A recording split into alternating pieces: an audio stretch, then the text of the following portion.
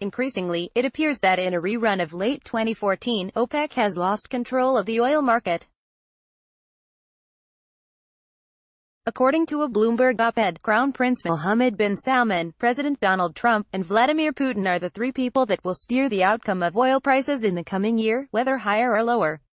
The problem is, of course, that they all want different things. While OPEC spins its wheels, Saudi Arabia, Russia and the United States have control over the vast majority of global oil supply. In fact, when combined, these three countries produce more than the 15 members of OPEC put together. Right now, all are cranking out supply at record rates, and it is not unfathomable to think that all three could be pushing out even more supply next year. As a reminder, it was Russia, together with Saudi Arabia, that recently helped lead the push for the OPEC group to curb output restraints that had been put into place since the end of 2017. Ironically, both countries raised production to near-record levels at the same time that U.S. output soared as a result of companies in the Permian Basin finally being able to transport oil to the Gulf Coast, if not nearly all of it, as many more pipelines are needed. These combined increases have changed the market sentiment from worries about a supply shortage to very real concerns about a glut.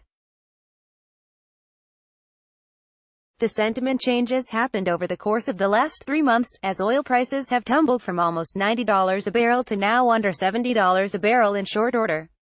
And as the scramble to offset declining prices with higher oil has re-emerged, with Saudi Arabia last week abandoning OPEC production curbs for the first time since the 2016 Vienna deal, developed nations' oil stockpiles have resumed rising again and are expected to rise above their 5-year average level once October data is finalized and released.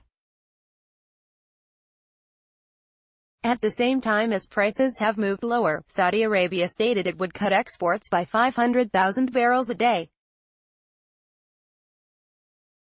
They also warned producers that they need to cut about 1 million barrels a day from October levels. The response from Putin and Trump to the suggestion was lukewarm at best and unceremonious at worst. Bin Salman, at least for the time being, needs revenue from oil to help continue his transformation of Saudi Arabia. The IMF has forecasted that Saudi Arabia needs an oil price of $73.30 a barrel next year in order to hit its budget, but right now Brent is trading about $5 below that level. Output cuts seem to be the only way MBS can realize the price that he needs. On top of that, he will face challenges from both Trump and Putin. Neither leader is excited about restricting their respective countries' production. Because Moscow's budget is far less dependent on oil prices now than it was in 2016, Putin may decide that his relationship with MBS could be worth the sacrifice. However, it is anything but a guarantee at this point. Putin has publicly said that he would like oil prices around $70 a barrel also. President Trump is likely to be more vocal in his opposition to production cuts.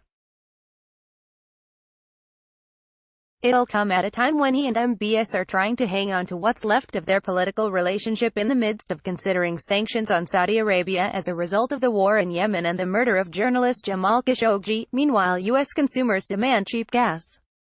But like in 2014, the biggest threat to Saudi Arabia is the Texas oil patch. Producers in America have added significant volume over the last 12 months. In fact, just the added output this year is equivalent to the entire output of OPEC's Nigeria. The production from American producers could reach 12 million barrels a day by April, according to the Department of Energy. That is 6 months sooner than it was forecasting a month ago, and 1.2 million barrels a day more than estimated back in January. And then there is the political risk. President Trump stated in his Sunday morning interview with Chris Wallace that he has been briefed on an audio recording of the Jamal Khashoggi slaying, but that he was advised not to listen to the suffering tape, because it's a suffering tape, it's a terrible tape.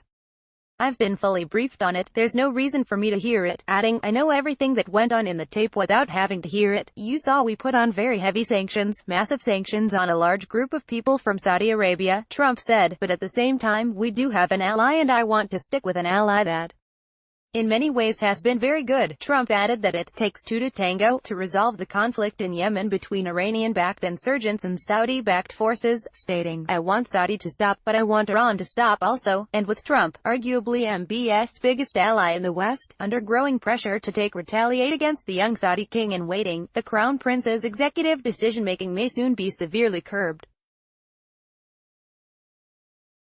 Needless to say, MBS has a tall task ahead of him in trying to maintain power, keep Putin and Trump as allies, and juggle the entire oil market in the process.